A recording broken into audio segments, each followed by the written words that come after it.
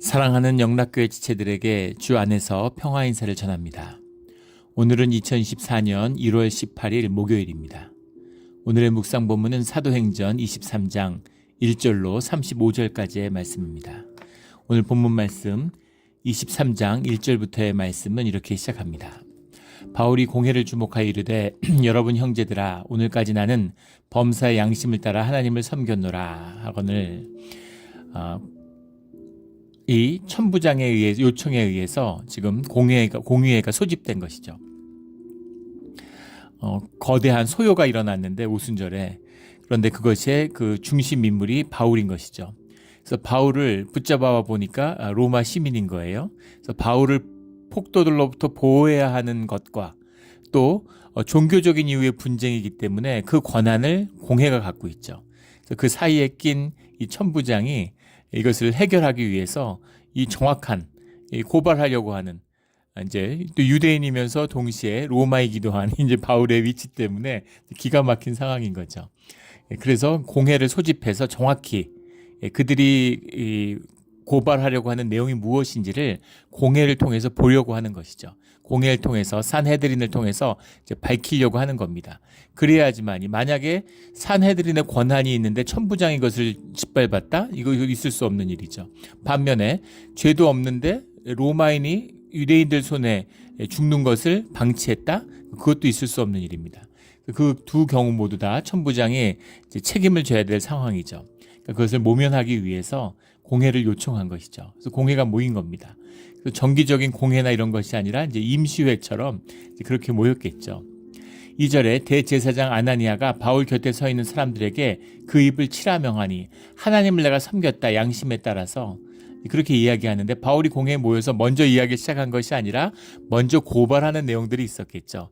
사람들이 일어나서 이제 바울이 이걸 잘못했다 하고 막 고발하니까 거기에 대한 바울이 변론을 하는 것이었을 겁니다. 근데 앞에 이야기는 생략하고 바울이 중심이니까 바울의 이야기를 다루고 있는 거죠. 그런데 대제사장 아나니아가 바울의 곁에 서 있는 사람들에게 그 입을 치라 명하니 바울의 곁에 서 있는 사람들은 공회원은 아니고 이제 그 성전에서 일하는 뭐 성전 가드나 이런 사람들이겠죠. 그런 이제 대제사장의 몸종 같은 그런 사람들일 겁니다. 그런 사람들에게 그 입을 치라는 것이 이제 입을 때리는 걸 수도 있는데 이제 뺨을 때리는 걸 수도 있고 뺨도 때리고 뭐 입도 때리고 그랬다고 그러죠. 그 요한복음 보면 이제 마지막에 그 대제사장의 종들이 예수님을 또 때리는 그 장면이 연상됩니다. 굉장히 모욕적인 뺨을 때리거나 뭐 어느 문화나 마찬가지겠죠.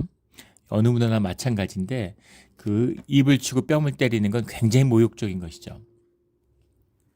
그런데 이제 그 이야기하는 걸 듣고 이제 견딜 수가 없으니까 그 입을 치라 이렇게 명했다는 겁니다. 그래서 아나니아는 이 대제사장의 기록이 이제 다 나와 있어요. 그 유대 고대사 요세푸스가 쓴 거기에 보면 그 가족 가계도와 몇 년부터 몇 년까지 대제사장을 했는지가 쭉 나옵니다. 아나니아는 예수님의 이 죽음을 맞았을 때 그때 대제사장 그리고 바울에게 이 권한을 주는 그 서신을 써주었던 그 대제사장 가야바로부터 7대 뒤 7대가 지난 이제 대제사장입니다. 48년부터 58년까지 대제사장을 했다고 하는데 그런데 기간이 얼마 안 되잖아요. 기간이 불과 한 30년도 채 안 됐는데 어떻게 8명째 대제사장이 나왔을까?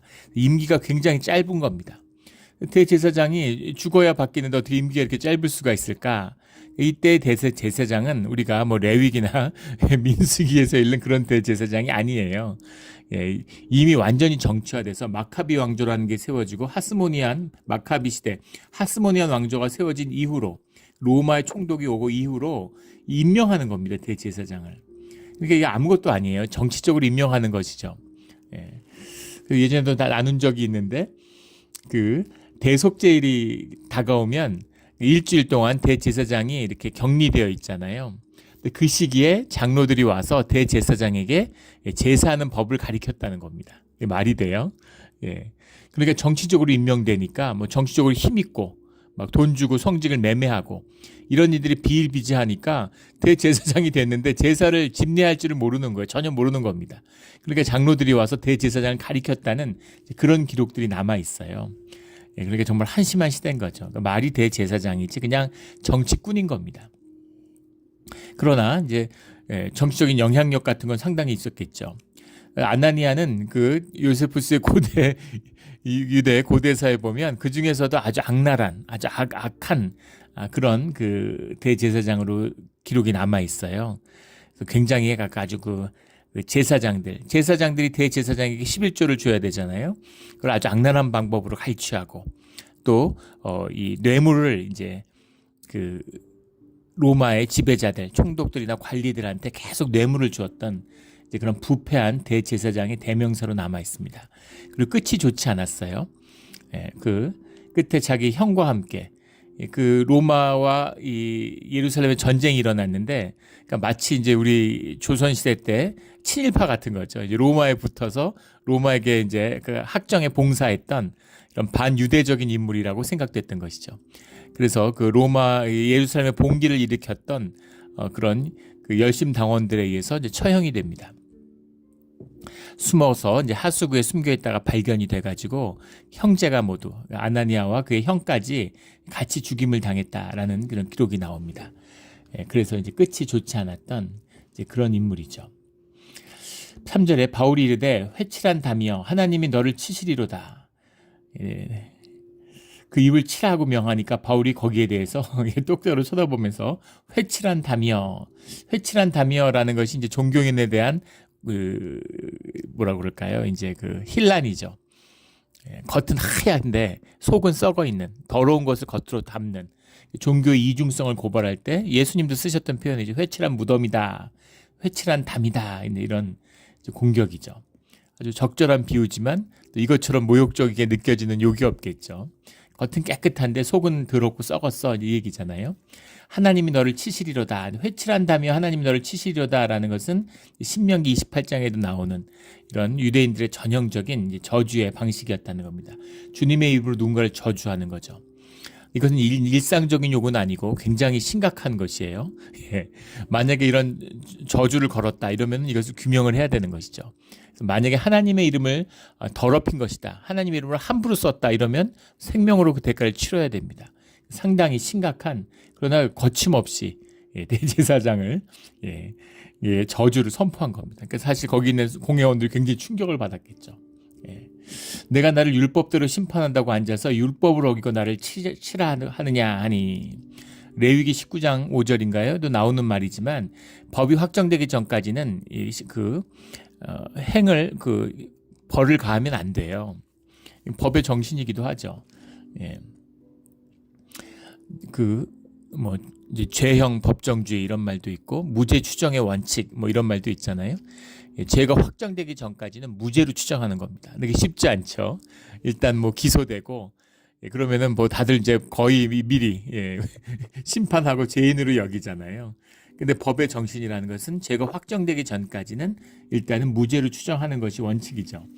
그리고 이 로마법에서 다 이제 비롯된 것인데 그 유대 율법도 마찬가지죠.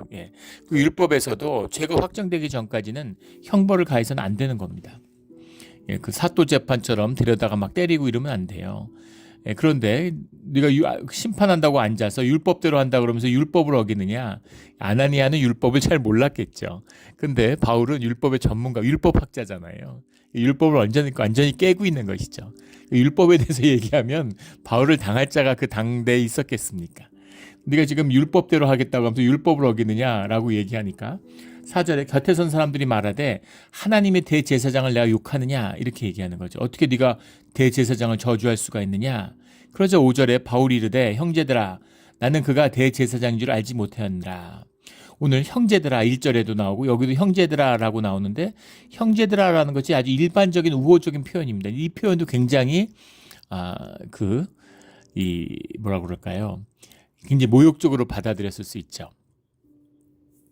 왜냐하면 공회에 나오면 일반적으로 공회원에 대한 존경을 표시하는, 마치 그 국회 청문회 가면 존경하는 그 의원님들 이렇게 얘기하고 청문회 같은 데 가면 그렇게 이제 공치사를 하잖아요. 예, 그런 것처럼 이 공회에 나오면 이 공회원과 제사장과 대제사장을 높이는 이제 그런 공치사들, 그런 호칭들, 뭐 예, 국민들의 뭐 보호자시며 뭐 하나님의 종이며 뭐 이런 식으로 이렇게 이런 걸 해야 된다는 거예요. 근데 그런 걸 다 생략하고 바울이 형제들아 이렇게 부르니까. 근데 바울의 입장에서 본다면 바울도 공회원이었었잖아요. 그러니까 나도 너희와 같은 공회원이었고, 나도 바리새인이었고, 나도 율법학자였고, 나도 랍비였고, 나도 베냐민 지파의 대표였고, 이런 자기 입장이 있으니까 그런 동질감을, 난 너희의 적이 아니야. 내가 유대의 율법주의에 맞서는 사람이 아니야. 이제 그런 것을 보여주기 위한 이제 그런 표현이었겠죠. 예. 근데 여기서 하나, 나는 그가 대제사장인 줄 알지 못하였노라 라는 이 말입니다. 정말 몰랐을까? 예, 대제사장이라는 사람이 지금 유대인 사회에서는 가장 중요한 인물이잖아요. 예, 그 사회의 구심이고 정교 일치의 사회니까 또 정치의 중심이기도 하죠. 가장 높임받는 사람인데 대제사장인 줄 알지 못했다는 게 말이 되느냐 이런 이야기죠. 아나니아가 대제사장이라는 것을 모르지는 않았을 것 같습니다. 여러 가지 이제 해석들이 분분해요. 하나는 이제 갈라디아서에 나오는 것처럼 하나님이 가시를 주셨다 하는 가시가 안질이었다라고 보는 견해가 많습니다. 그래서 바울이 서신했을 때 구술을 하고 그 이제 제자들이 이 동역자들이 그것을 이제 받아 쓰죠. 마지막에 뭐 이제 사인 정도만 하고 대부분의 편지들이 이제 구술로 이루어졌습니다. 그런 근거 때문에 바울이 가지고 있었던 가시가 안질이었다고 보는 견해가 많아요. 뭐 간질이었다라고 보는 견해도 있고 여러 견해가 있지만 안질, 눈을 잘 보지 못하는 이제 그런 질환을 앓고 있었다라고 보는 견해가 많아서 눈이 침침해서 잘 보이지 않아서 그래서 아나니아를 못 알아봤을 것이다 이런 견해도 있습니다. 또 지금 막 웅성웅성하고 막 떠들고 막 소란스럽고 막 이런 분위기니까 예. 이게 이 시대의 공회라는 거는 뭐 완전히 그 질서가 무너지고 이런 이제 엉망진창인 상황이잖아요. 요즘에 이제 국회 같은 거죠. 예, 그러니까 지금 미국도 마찬가지고 한국도 마찬가지고 정말 그 뭐 그런데 의회 이런 거 보면 이제 기가 막히잖아요. 예전 같으면 꿈도 못 꿨을 200년 전에도 꿈도 못 꿨을 이제 그런 일들이 벌어지고 있죠. 발언하는 것도 그렇고 뭐 갈등하는 것도 그렇고 상상을 초월하는 일들을 보고 있죠. 막 패거리 짓고 갈등하고 싸우고 이런 것들을 뭐 상상을 초월합니다. 그런 소란스러운 분위기 있었기 때문에 아나니아가 뭘 지시하는지 잘 듣지 못했을 것이다. 그런 이제 그 견해가 있습니다. 그것도 일리가 있는 얘기죠. 또 다른 견해로는 지금 정식 공회를 한다면 대제사장의 복장을 입고 딱 나오기 때문에 다 알죠. 근데 지금 아침에 급하게 천부장이 바울 데리고 와서 다 모여봐 이제 이렇게 된 거잖아요. 그래서 급하게 임시로 모였기 때문에 또 갑자기 무슨 공지사항을 통지한 것도 아니고 예, 그 바로 옆에 이제 기지가 있고 옆에 성전이 있으니까 성전에 나왔는데 저 천부장이 군인들 데리고 와서 예, 바울 데리고 와서 다 모여봐 이렇게 해서 임시로 모였기 때문에 복장으로 인해서 잘 구분하지 못했을 것이다. 그것도 일리가 있는 이야기입니다. 예, 그렇게 해서 이제 어쨌든 중요한 것은 알아보지 못했다는 것이죠. 대제사장의 직분에 대한 존중이 없는 것은 아니었다는 겁니다. 너의 백성의 관리를 비방하지 말라라고 하는 출애굽기 22장 28절의 말씀이죠. 그래서 주님의 종이고 주님이 세운 주님의 사람이니까 그런 존중을 내가 모르는 게 아니다라고 이제 이야기를 하는 거죠. 몰랐다 이제 이렇게 얘기를 하는 겁니다. 그래서 뭐 바울이 무슨 이렇게 편의적으로 거짓말하고 그러지 않았겠죠. 지금 목숨을 걸고 여기 와 있는데, 예. 그래서 이제 그 바울의 말이 진실인 거죠. 몰랐던 겁니다. 예. 그리고 그가 어떤 사람이든 아나니아가 뭐 로마의 부역자든 뭐 무슨 부패한 사람이든 뭐든 어쨌든 예, 성전에서 주님의 그 제사장의 직분을 위임받고 있는 대제사장이니까 예, 그러니까 거기에 대한 존중을 가지고 있다라는 사실을 보여주고 있죠. 이게 신앙인의 모습이죠. 예, 그 사람이 어떠냐? 사람에 대해서 충성하는 것은 신앙이 아니죠. 소명에 대해 충실한 것입니다. 예, 무슨 나는 안수 집사인데 뭐 장로님을 높인다.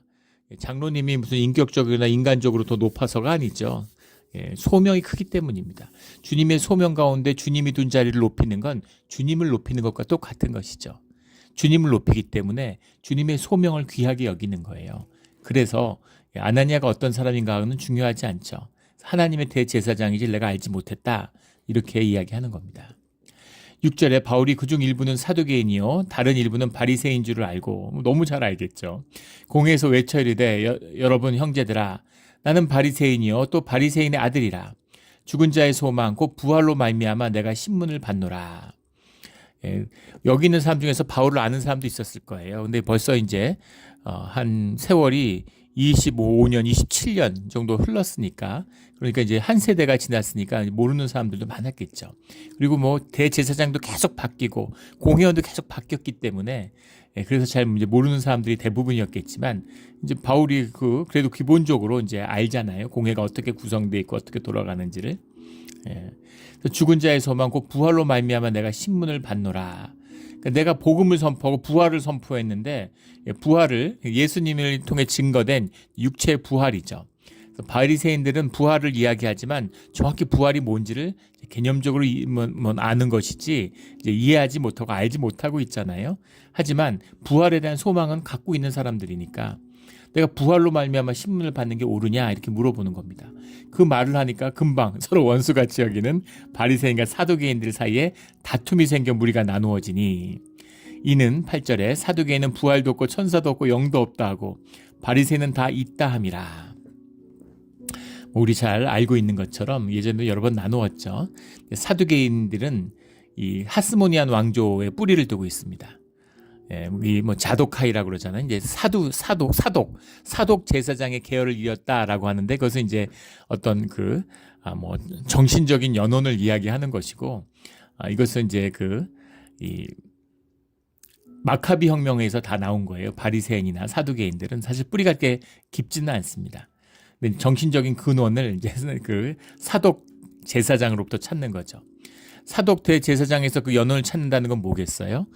자신들이 성전과 그런 제사장의 근원의 중심에 있다라고 말하는, 그러니까 인사이더들이죠. 주류입니다. 하스모니안 왕조에 있었는데 하스모니안 왕조가 결국은 로마의 지배로 들어갔기 때문에 로마의 지배에 타협적인 사람들입니다. 기득권자들이죠. 그러니까 로마의 지배에 타협하고 로마의 통치를 옹호해요. 그리고 그런데 그런 사람들이 다수일 리가 없죠. 소수입니다. 하지만 지배자들이고 기득권자들이죠. 그래서 이들이 부활이 없다. 현세적인, 현실에서 가진 사람들은 그 현세를 중시하는 그런 이야기를 하게 되는 거죠. 현세가 중요한 거죠. 부활에 대한 얘기도 안 하고 천사도 없고 영도 없다 이렇게 얘기하는 거예요. 현실주의, 그런 현상주의죠. 현상이 전부야. 이게 중요한 거야. 이렇게 얘기하는 겁니다. 그래서 그 의미는 뭐겠어요? 우리가 의로워. 우리가 복 받았어. 주님이 우리를 정당하다고 얘기하시잖아. 이런 거죠. 현상이 중요한 거야.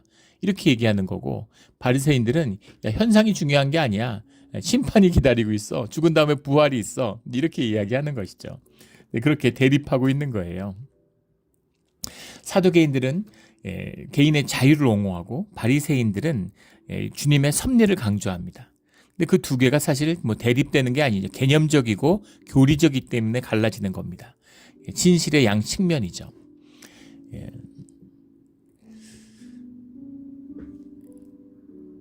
이제 바리새인이 사업을 하다가 망했어요.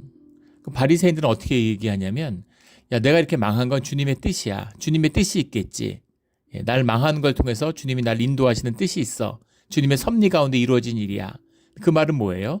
내 탓이 아니야. 나는 잘하려고 하고 난 최선을 다했지만 하나님이 망하게 하시는데 내가 어떡하겠어. 이런 게 들어있는 거죠. 사두개들은 왜 네가 사업 잘못해서 망해놓고, 네가 게으르고 네가 어리석어서 망해놓고 왜 하나님 탓을 해? 네 잘못이야. 이렇게 얘기하는 겁니다. 뭐가 맞을까요? 하나님 잘못입니까? 내 잘못입니까? 둘 다 맞죠. 내 잘못이 없습니까? 내 잘못이 있죠. 그러나 내 잘못만으로 내 삶의 모든 것이 결정되나요? 그렇지 않죠. 주님의 탓이 아닙니까? 주님의 탓이죠. 주님이 도와주지 않으셨다 할지라도 적어도 지켜주시지 않은 거잖아요. 근데 주님의 탓이라는 것이 내 삶의 모든 문제에서 내 자유와 결정권이 없었다는 뜻입니까? 내 책임이 전혀 없고 100% 주님의 책임이야 라고 얘기하는 건가요? 그럴 수 없는 거죠. 책임과 책임을 나눈다는 의미 아니라 그 심층이 다르다는 이야기를 하는 겁니다. 크게 보면 하나님의 섭리와 역사 가운데 주님의 뜻이 이루어가는 과정 가운데 있죠. 우리의 인생도 마찬가지입니다. 우리가 성공하고 호의호식하고 그런 안일하게 살라고 이 땅에 보내지 않으셨죠. 고난과 어려움 가운데에서 주님의 길을 가고 사람들과 하나가 되고 희생하고 봉사하고 삶의 의미와 가치를 깨달는 삶의 생명, 내 생명의 가치를 피워내라고 보내셨죠. 그래서 우리가 계속 좌절하고 실패하고 또 주님께 의지하는 법을 배우고 주님의 뜻을 알아가는 것이 주님의 섭리예요. 그래서 우리가 실패하고 좌절하는 것은 사실은 우리의 삶 가운데에서 자연스럽게 차지하는 본질적인 것입니다. 근데 그런 의미에서는 섭리 안에 있는 것이죠. 섭리 아래에 있는 거예요. 우리가 이 땅에서 겪는 고난이라는 것은 당연히 겪을 수밖에 없고 겪어야만 하는 것입니다. 삶의 고난이 하나도 없어. 나는 삶의 고난이 없었어. 라는 건 거짓이거나 아니면 마귀의 역사 아래 있거나 둘 중에 하나겠죠. 적극적인 또 개입이 아마 있을 겁니다. 그렇지 않고서는 주님의 인도하신 가운데 있다면 삶 가운데 분명 시련과 고난이 있게 돼 있어요. 그것이 섭리라는 겁니다. 그런데 그 고난이 왔을 때 겪는 모든 일들, 그 모든 일들이 물론 주님의 뜻 가운데 이루어지는 일이고 주님의 뜻 안에 수렴되죠. 그러나 그 가운데 나의 책임과 나의 잘못이 없었다? 이렇게 말할 수 없는 겁니다. 그것이 내일 세상이 멸망해도 나는 오늘 한 그루의 사과나무를 심는다라는 스피노자의 이야기죠. 신앙인입니다. 철학적인 고백이 아니고 신앙적인 고백이에요. 내일 세상이 망하는데 왜 사과나무를 심습니까? 과수원했는데 내일 세상이 망하는데 과수원이 무슨 의미가 있어요? 아무가 의미가 없고. 그리고 영화들 그런 거 많잖아요. 뭐 지구 멸망 무슨 몇 시간 전, 하루 전, 이런 거. 그러면 사람들이 막 술 먹고 막 난동을 부리고 세상이 막 엉망진창이 되고 막 그렇게 그려지죠. 그런 부분이 분명히 있을 겁니다. 현상이 다인 사람들. 현상이 전부인 사람들은 이제 현상이 멸망하는데 더 그럴 게 뭐가 있겠어요? 법이 무슨 소용이고, 남는 건 최후까지 향락과 가치를 누리고, 향락을 누리겠다, 이런 것만 남을지 모르죠. 건강 상해도 상관없고, 법 어겨도 상관없고. 그러나 믿음의 사람들이라면, 신앙의 사람들이라면 이게 끝이 아닌 것을 알죠. 그래서 주님 안에서 달라질 게 뭐가 있어요? 내가 죽어서 부활해서 영생 가운데로 들어가는데 주님이 나와 함께 하시는데, 그래서 내일 세상이 멸망해도 오늘 나는 가치와 의미 있는 그것이 사과나무를 심는 것이라면 사과나무를 심는 겁니다. 주님께 내어드리는 거죠. 내일 사과나무가 불타 없어진다고 해도 의미가 없는 게 아니에요. 중요한 건 사과나무가 아니라 주님께 드리는 내 마음이기 때문입니다. 그것이 귀한 것이죠. 그래서 가장 신앙적이고 가장 주님의 권세 아래에 놓여있는 가장 순종적인 삶이 가장 자유한 삶이에요. 이게 신앙의 역설이고 신비입니다. 하나님께 가장 깊이 묶여있는 사람이 세상 가운데 가장 자유할 수 있습니다. 신으로부터 자유해. 난 하나님으로부터 떠났어. 이러면 굉장히 뭔가 자유해 보이지만 세상의 종로로 타는 거죠. 그런 사람들은 되게 돈의 지배를 받아요. 내 명예, 내 경험, 자기의 이런 것에 종로로 타죠. 비참한 것입니다. 그래서 이 자유의 의지라는 것과 주님의 섭리 가운데 있다라고 하는 것은 대립적인 것이 아니라 사실은 동전의 양면과 같은 거죠. 그런데 이제 바리새인들과 이 사두개인들은 교리로 삶이 아니라 교리로 부딪히니까 그게 싸우는 것이죠. 싸우는 겁니다. 죽기로 싸워요. 이념으로 대립하는 것. 이념으로 대립하면 끝없이 대립합니다. 원수같이 싸워요. 왜 그럴까요? 진실이 아니라 거짓을 들고 싸우기 때문입니다. 죽질 않아요. 거짓이기 때문에 그렇습니다. 내가 죽어야 부활이 있고 내가 죽어야 연합이 있잖아요. 그게 안 되는 거죠. 미움을 위한 미움, 싸우기 위한 싸움, 그게 되는 거지 않습니까? 모든 것이 에고의 기초에 있는 것이죠. 거짓된 거짓을 합쳐서 이념을 만들고 나를 만들고 사상을 만들고 정파를 만들고, 미국도 그렇고 한국도 그렇고 여야가 막 원수같이 싸우는데 둘 다 똑같지 않습니까? 다를 게 아무것도 없어요. 다 기득권이고 아주 현실적이고 부패하고 똑같은데 서로 죽일 것 같이 미워하죠. 그런 걸 생각해 보시면 되는 거죠. 사두개인과 바리새인들이 뭔가 심오하게 싸우는 것 같지만 사실은 심오하지 않아서 싸우는 거죠. 근데 이제 사두개인들은 그 현상을 뒤흔드는 걸 용납하지 않다는 기득권자들이니까. 근데 부활과 천사와 영을 얘기하면 본질을 얘기하는 거잖아요. 그러면 현상 위협을 받으니까 바리새인들을 배척하는 것이죠. 근데 바리새인들도 흔히 뭐 하시딤 뭐 이렇게 불리는 하스몬 이렇게 불리는 이것도 마카비 왕조의 유산이죠. 사실 사두개파 똑같은 것입니다. 그 하스모니아 왕조가 들어선 다음에 나타난 것인데 바리새인들은 에스라 이 예루살렘 성전이 재건되던 에스라의 어떤 사상적인 연원을 가지고 있다. 우리의 이제 스승은 에스라다. 이제 이런 사람들이에요. 그런 이제 종교적인 열심주의자들이죠. 그래서 바리새인과 사두개인들이 있는데 내가 바리새인이다라고 얘기하고 내가 부활의 소망이고 부활을 증거하니까 내가 이렇게 핍박받지 않느냐 이렇게 얘기하니까 그러니까 이제 그 안에서 분란이 나기 시작한 겁니다. 9절에 크게 떠들었어요. 바리새인의 편에 몇 서기관들이 일어나 다투어 이르되 우리가 이 사람을 보니 악한 것이 없도다. 혹 영이나 혹 천사가 그에게 말하였으면 어찌하겠느냐.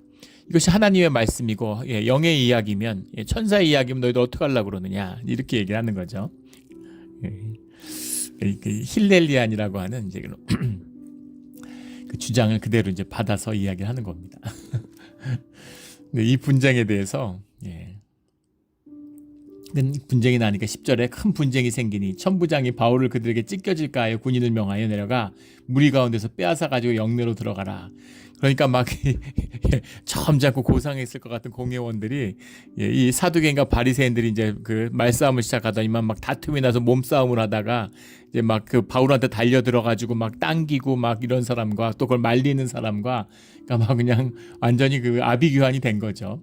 그러니까 바울이 찢겨질까 해요. 그래서 저러다가 바울한테 상해가 가면 또 안 되니까 그 무리 가운데서 빼앗아 가지고 영내로 들어가라. 다시 돌아가. 이거 뭐 얘기가 안 되는구나. 이거 아무것도 안 되겠구나. 여기서는 뭘 밝힐 수가 없구나 하고 돌아간 것이죠.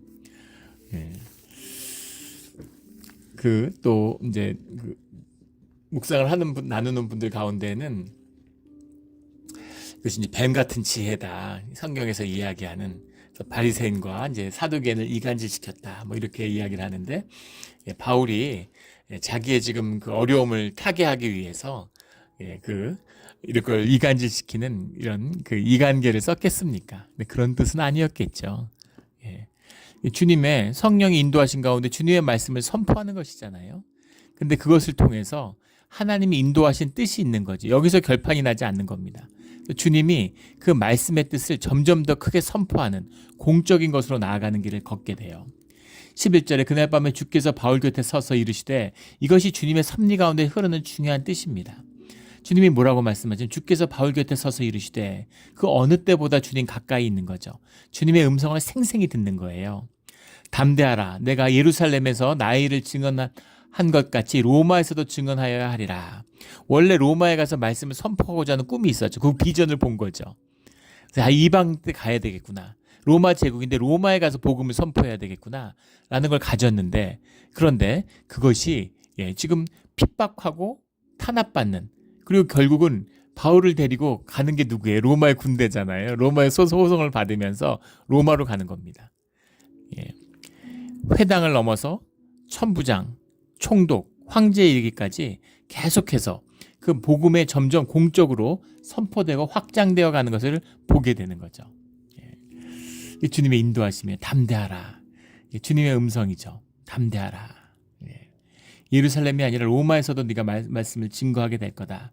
로마까지 가게 된다라고 하는 그 로마에 있으면서 계속된 그 가르침과 말씀의 선포가 결국 기독교의 역사에서 큰 역할을 하게 되는 겁니다. 점점 파장이 커지고 있죠.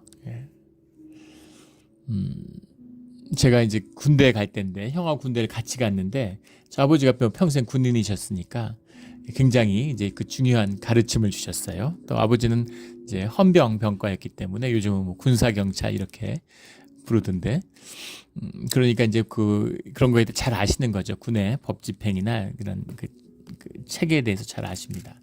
근데 제가 이제 그 들었던 말 중에 인상 깊었던 건 아버지가 뭐라고 말씀하시냐면 군대라는 조직은 이제 위계의 기초에 있고 종적인 조직이라는 것이죠. 예. 그렇기 때문에 또 무슨 어떤 영리를 추구하고 이런 것이 아니니까 현상을 유지하는 그래서 굉장히 현상 유지적인 측면이 강하다는 겁니다.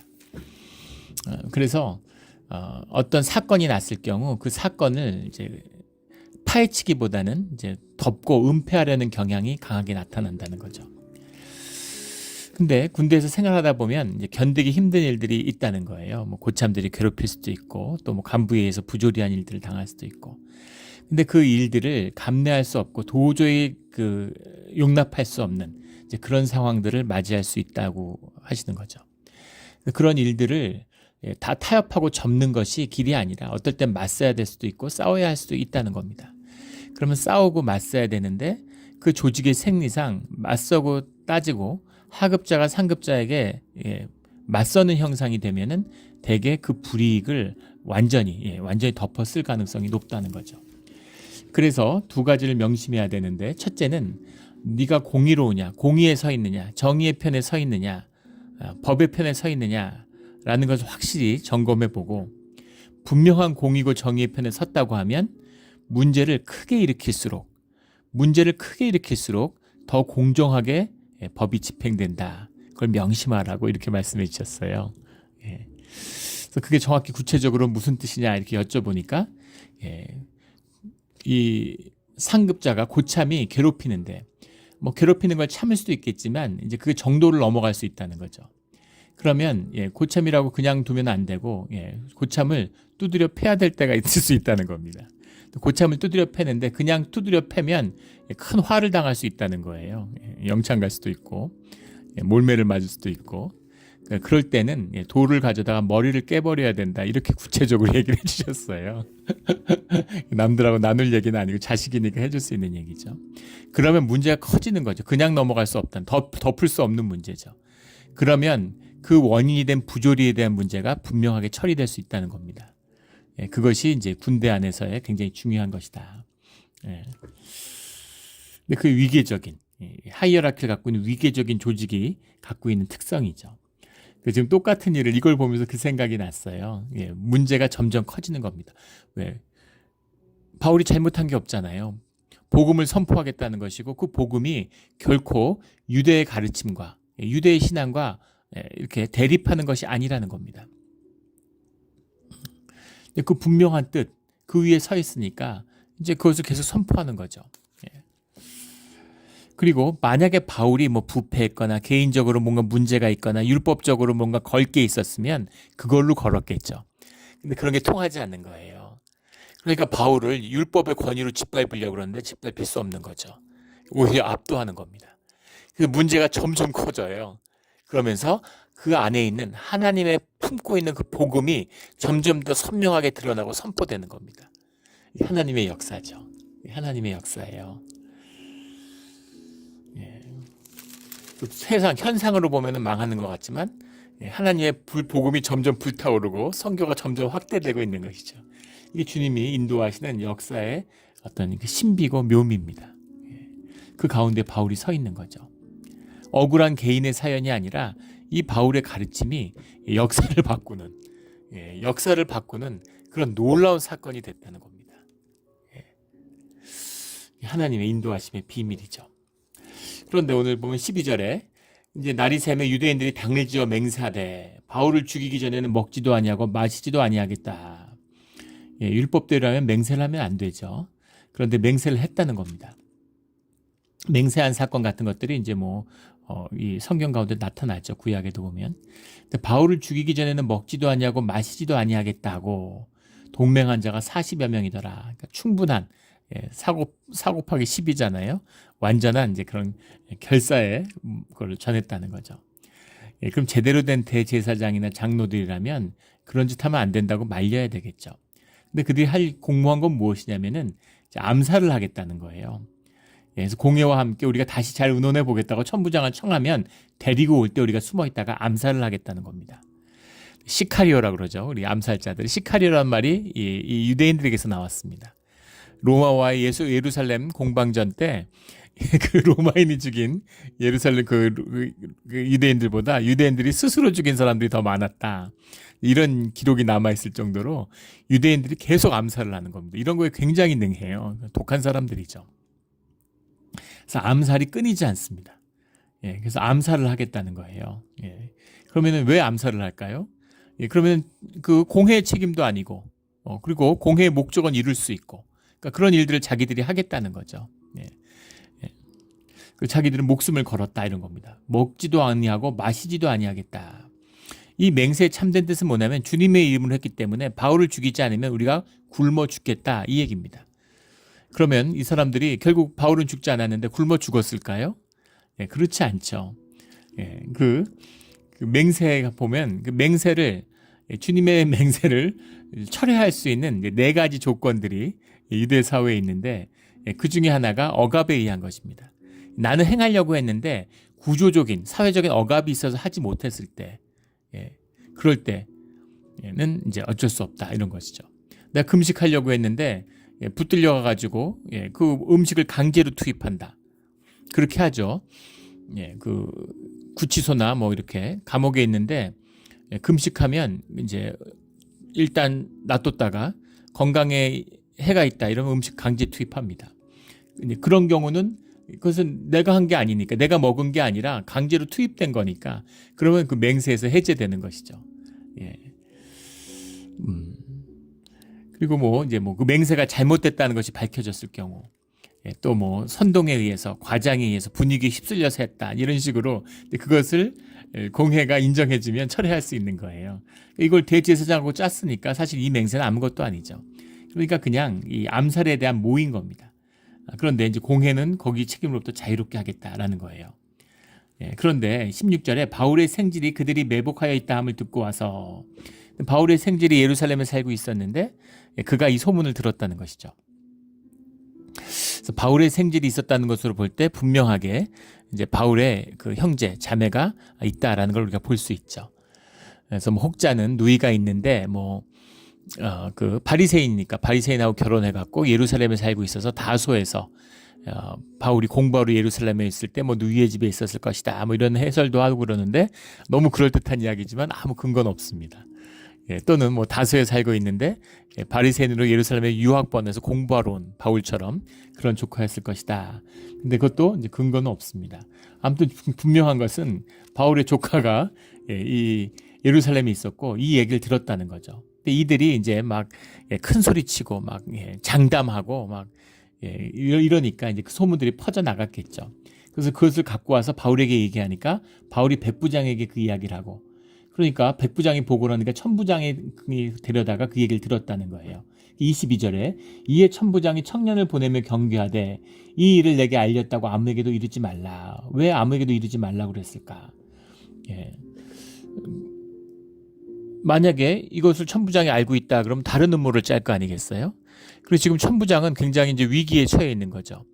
바울을 무사히 로마인이니까 총독에게 데려가야 되는데 잘못 호송을 해가지고 그가 암살당했다 이러면은 그럼 암살당했다라고 하면 그 암살한 사람들을 그냥 둘 수 없지 않습니까? 그 사람들을 처벌하려고 들면 또 종교의 열심인 이 예루살렘의 유대인들과 충돌하게 되겠죠. 그것도 피해야 되고 바울도 지켜야 되는 그러니까 그것을 경계해서 아무에게도 얘기하지 말라. 그리고 군인을 동원해서 뭐 보면 23절에 밤 제3시에 보병 200명, 기병 70명, 창병 200명 그러니까 단단히 무장을 하고 대규모 군사 충돌을 염두에 뒀다는 얘기죠. 그렇게 해서 벨릭스에게 보내는 겁니다. 총독 가이사라에게.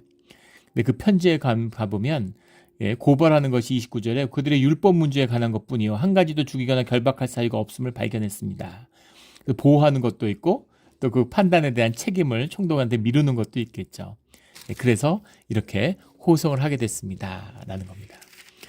이 천부장의 자유의지로 한 얘기죠. 자기가 판단해서 자유의지로 한 것입니다. 그러나 그 일들이 결국은 주님의 섭리 가운데 이루어져 가는 것이죠. 내 뜻대로 한 것 같지만 주님의 뜻이 이루어져 가는 것입니다. 이것이 자유의지와 주님의 섭리의 참된 관계예요. 우리가 한없는 자유함을 주 안에서 누리는 것이죠. 자유라고 하는 것은 선택이잖아요. 선택이라고 하는 것은 정보가 최적화되어 있어야지만이 나의 선택이 내 자유가 되는 겁니다.